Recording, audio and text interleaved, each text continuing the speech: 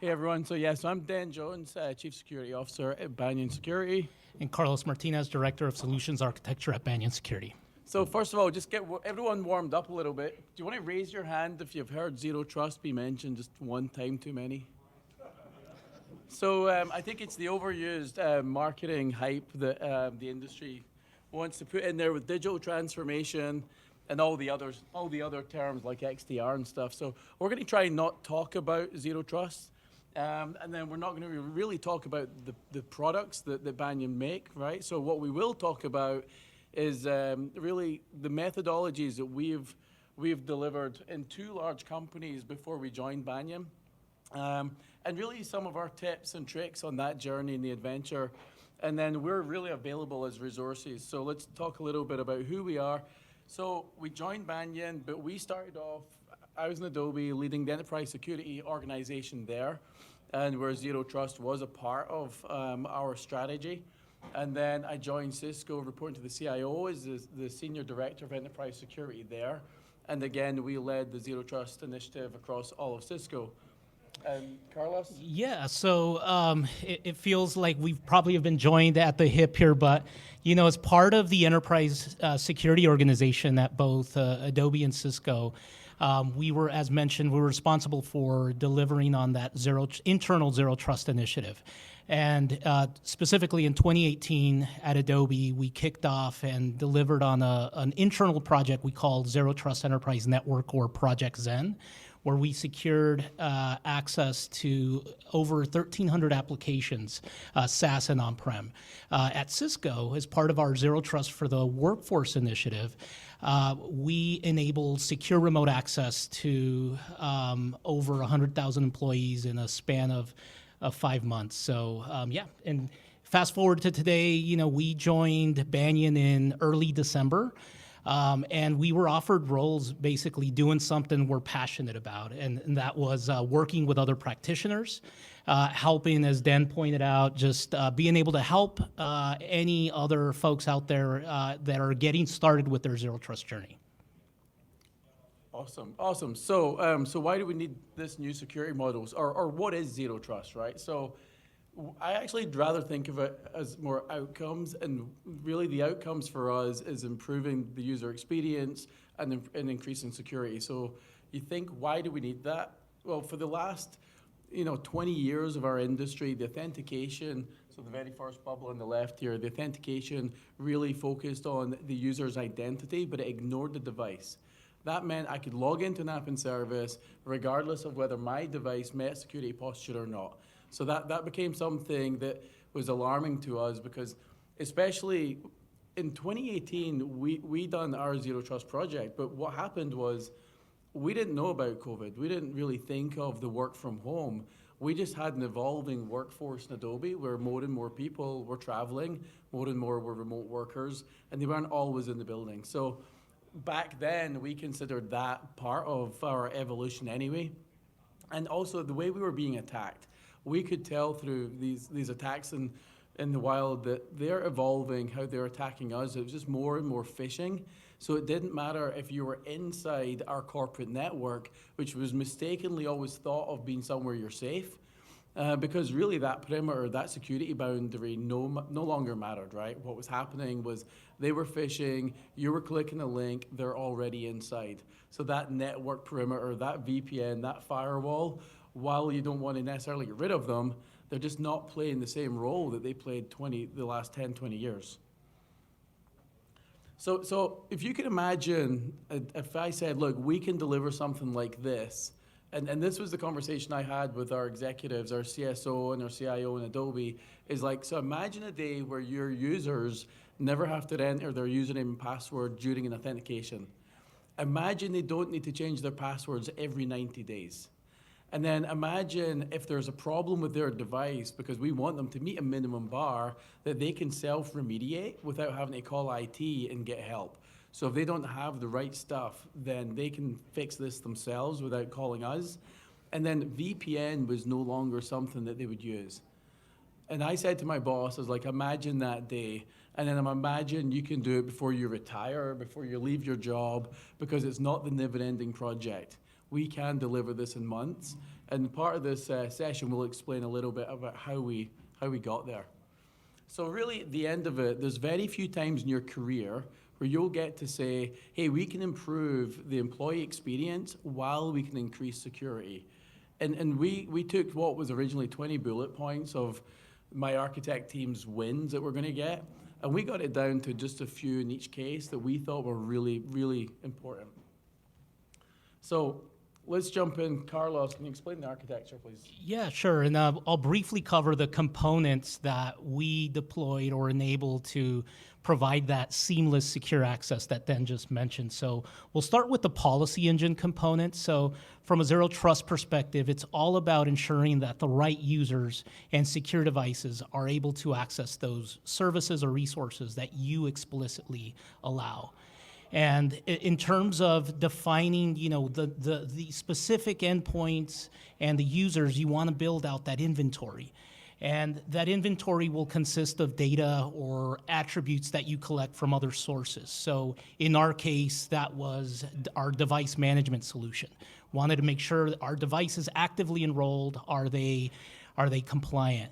Also, other sources like EDR to be able to detect that compromise status, or UEBA to be able to determine if there was some sort of anomalous behavior.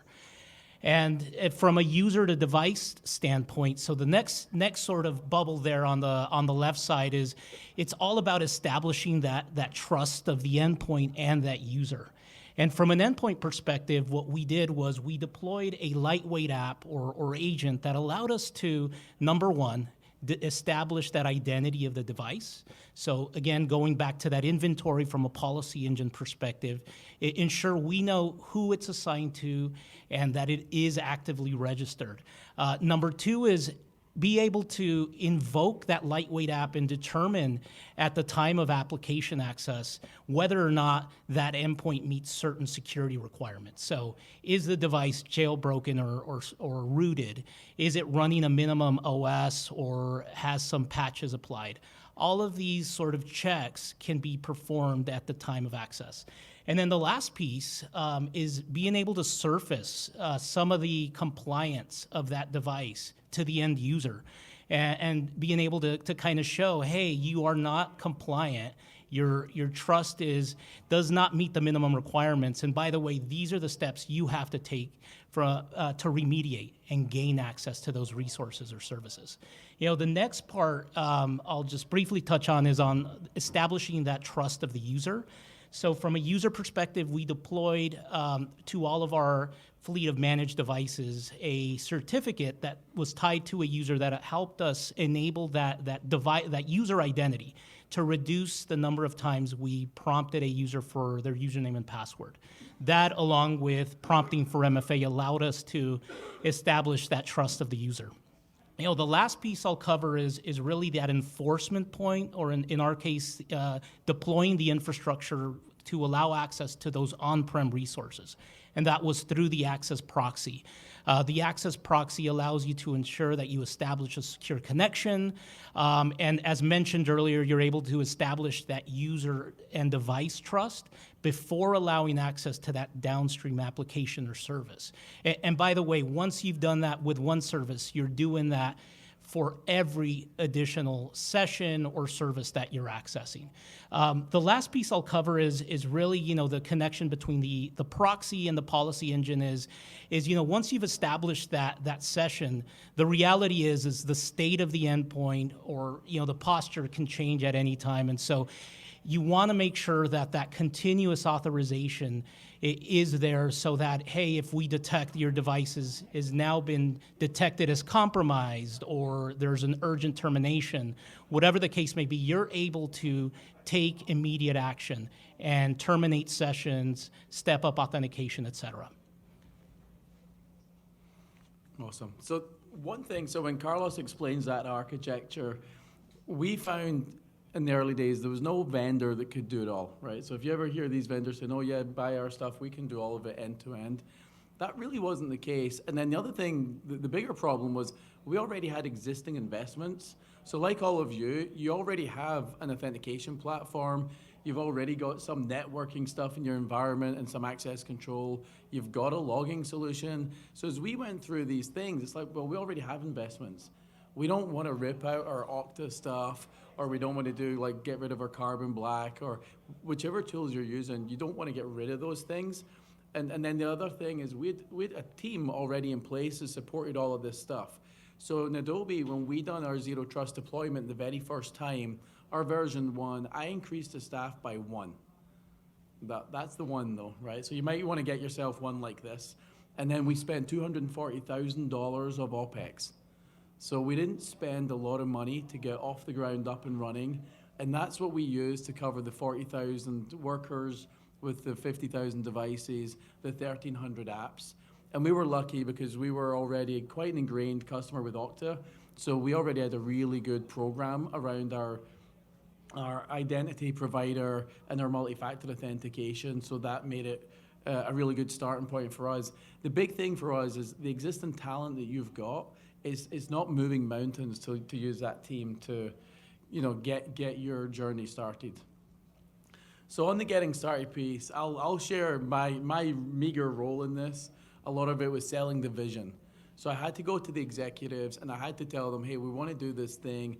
This is all the right reasons. And when you start talking to the CIO, the one thing that they want to hear is, how do I save money? So I could turn around and say, well, would you like to reduce the number of service desk tickets related to passwords? Because this will enable that. And then as an example, talking to the chief security officer, I was like, would you like to eliminate lateral movement during compromise? Because you get one laptop compromised, your network or your existing VPN solution usually allows wide open access across the network to thousands of devices. I was like, well, why don't we turn that into a guest network scenario so you can't see your peers and you can get to the internet and then you can access apps and services that way.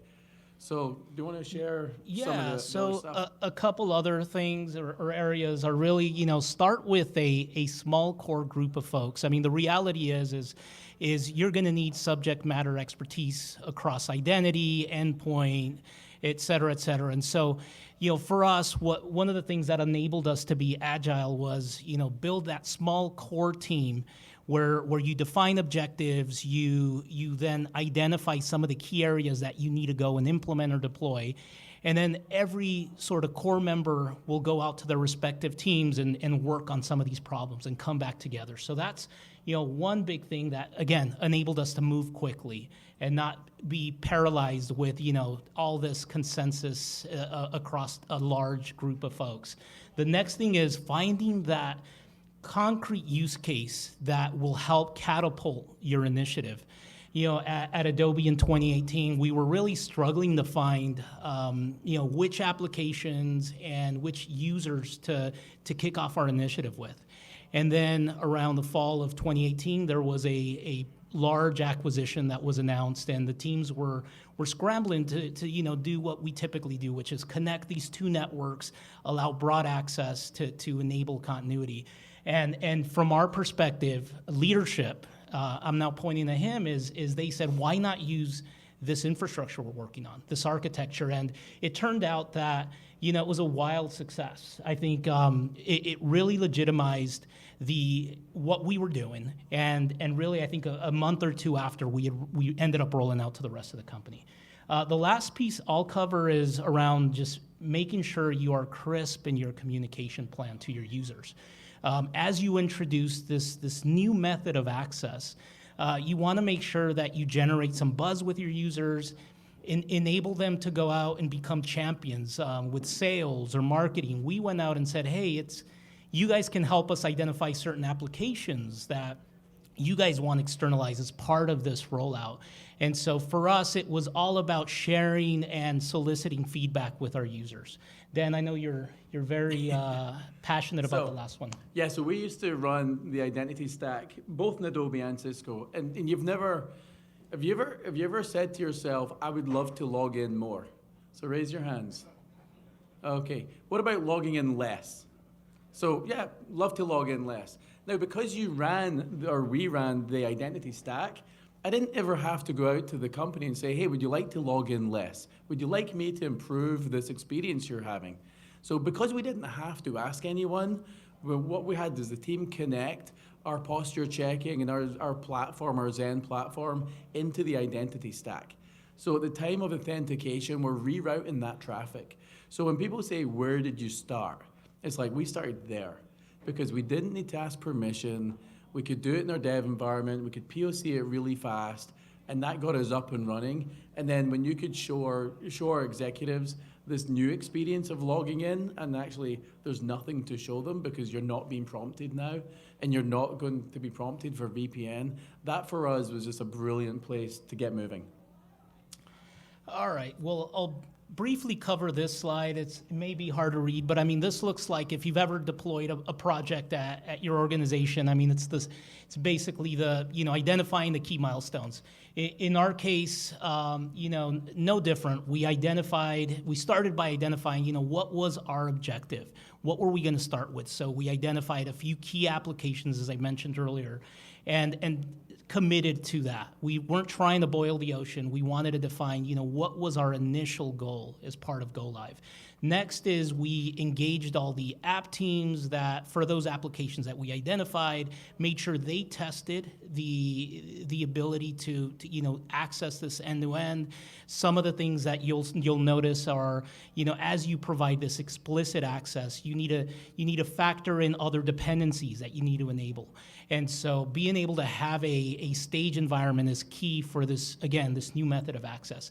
The last piece is making sure you involve all of you, the security organization, from the beginning. So that includes a pen test of your environment, ensuring that you have the same, if not better, logging and visibility to access, and you can triage, this device associated to this user.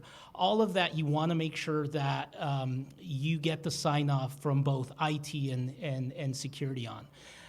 And then, for us, as we were starting to get close to rolling out, for us, it was all about getting that feedback. So deploying the configurations, feeling good about we're not seeing a cert pop up, or users don't have to go and reinstall something.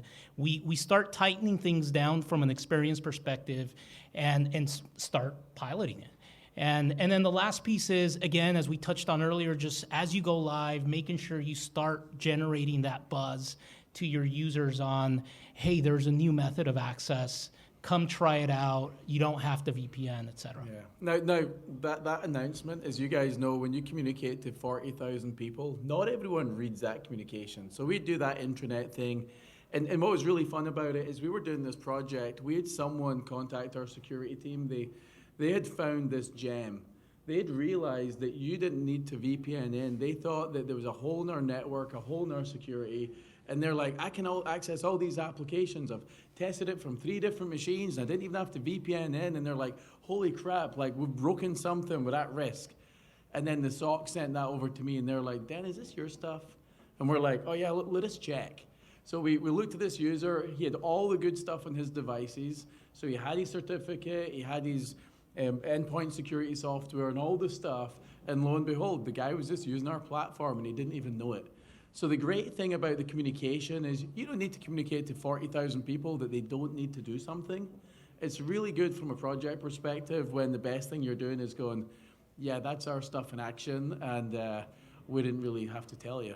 So for us, that was real great validation. And look, we do actually have a build slide here. It's funny, none of the other builds worked up until this point, I guess. So one of the things, executive support is really essential. So getting this moving forward, that was a huge thing for us. And then no vendor could do it all. So we've just got to realize that all of the vendors you ever meet and see, they'll try and sell you their Kool-Aid. And ultimately, there's not one that can do it all. You're going to have to look at your existing investments and figure out from your architecture how and where pieces will fit in the puzzle. And then zero trust principles to the organization. When we deployed this in 2018, we didn't tell anybody about zero trust. All they knew was this thing called Zen. And even then, they didn't care about the acronym, right? 40,000 people don't give a crap. So we tried to avoid this term, and really what we wanted to focus on was the benefits. So as I said earlier, we're improving the user experience. We're eliminating passwords. We're improving security. One of the things I didn't mention was we actually formed a security intelligence team. So I had 4 interns that we recently graduated, and we created this thing called security intelligence. They used some open source stuff. In Cisco, our good friends Exaby, and we partnered with them. So that was a cool thing to see. But really what you're doing is you're doing some UABA, you're funneling that information in, and I'm determining the likelihood of your first factor being compromised based on what we're seeing from that data coming back. So that kind of stuff was brilliant.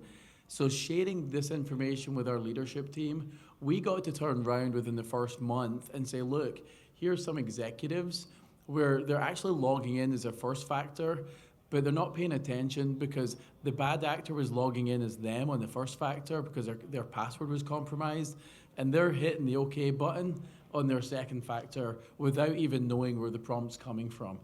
So then we started this education campaign to make sure we're reaching out, and then we're resetting their passwords because they know their account was compromised, rather than waiting every 90 days to determine, oh, just randomly, we'll just change it anyway. So we stopped that 90-day password change because we had the intelligence to know when the account was compromised. And if you've been in the identity game long enough, you'll know that 90-day thing in the late 90s, early 2000s, somebody came up with that thinking that that's a good compromise of business moving fast still, but people being safe. Roll on 20 years later, we have a better way to do that. Yeah, again, we touched on this piece, which is, being able to actively communicate, again, not just to your user base, but also to leadership. So using that channel to be able to say, hey, we're running into issues, deploying or enabling certain applications. Whatever the case may be, use that channel, again, to your user base, but also to leadership. All right, now, we're getting towards the end here, but again, just to summarize, here are a few things that you can expect from a zero trust implementation, at least from our experience. Number one is you're reducing the need for an employee to think about, hey, do I need to initiate my VPN connection to access this resource? You're really blurring the experience of allowing users to go onto their browser and access internal.company.com, and it just auto-magically works for them, right? But under the hood, you are getting that additional visibility as to the device, the posture, whether or not the device has the latest operating system version. And in our case at Cisco, what we were seeing as part of this rollout, we saw that, I think at the very beginning, we were seeing about 2.5 million device checks per month. And we were seeing about 50,000 devices being remediated by the user. And so that's employees taking action. Right? It's no longer us having to communicate to them and say, hey, please patch your device. Please do this, please do that. We're now in line to say, hey, do the right thing and you'll gain access to this resource. Yeah, and if you've ever tried leading a project like this in a company where they actually make VPN solutions and you're trying to tell them it's not the end of VPN, we promise, that was very dicey when it comes to the political landscape. So this is the shameless commerce slide. The marketing team, I think, said we had to have one or we don't get paid. The one thing I want to really show you guys on the bottom right here is we actually have a team edition. So it's a don't worry about calling the sales guy, don't get harassed, that usual stuff. You can sign up and you can actually get this running yourself. So if you want to get an engineering team or a sales team using applications and services without VPNing in and without the password and all this stuff, it's really quick, it's really easy, and it's free. I think the word free is meant to be in there, but it's free. So this is shameless. So also you can contact us. So as we said earlier, we are practitioners, or we were before we joined Banyan, I guess. So we were practitioners. We have a wealth of experience on how we lead this. So we are actually available. We make ourselves available. That's part of what they pay us to do. And we're not the sales team. So the good news is I actually don't really know much about the company's products. I'm trying to keep it that way so that I can really focus on experience, the industry, and how do we move forward together. And then I do have one other shameless slide. We'll open up for Q&A, but I'm going to leave you with, we are going to start a podcast next month. We've got some amazing guests lined up. So John Kindervag, one of the godfathers of Zero Trust, I think. He's going to be on the show. We've got the ex-CIO from the White House, Teresa Perrin. She'll be on the show. So we've got a lot of great guests. One of my friends from the FBI is going to join us. So keep your eyes out for that, because it'll be a fun event every month. Any questions, anyone? Yes? The certificate that's used to identify the posture of the endpoint and the person, could you explain a little bit how that improves the login experience and security posture? Yeah, so let me repeat the question. So how does a certificate that we used to authenticate the user and the device, how does that improve the security posture? Yeah, so to answer the question is we leveraged our device management solution to deploy both a user and device certificate. So as part of the deployment, we issued that to, TPM for Windows, making sure that there was some policy so that if someone tries to lift that cert, that we have the proper logging and policy to prevent that, right? So from the user perspective, that user certificate that's deployed or issued, at the time of authentication, let's say a web application, there's a challenge for that certificate. And that certificate, through different configurations that we've deployed, would automatically be selected. And so that is done as the first factor for that user. And once we inspect the certificate, so in the case of Adobe, we inspected the cert for the user information. We then validated the user in terms of is he active, is he part of the right role, et cetera. Now, in some cases, the certificate may not be there. There may be issues, but we do offer a fallback mechanism so that if there is an issue or that cert's revoked, we do prompt the user for their credentials.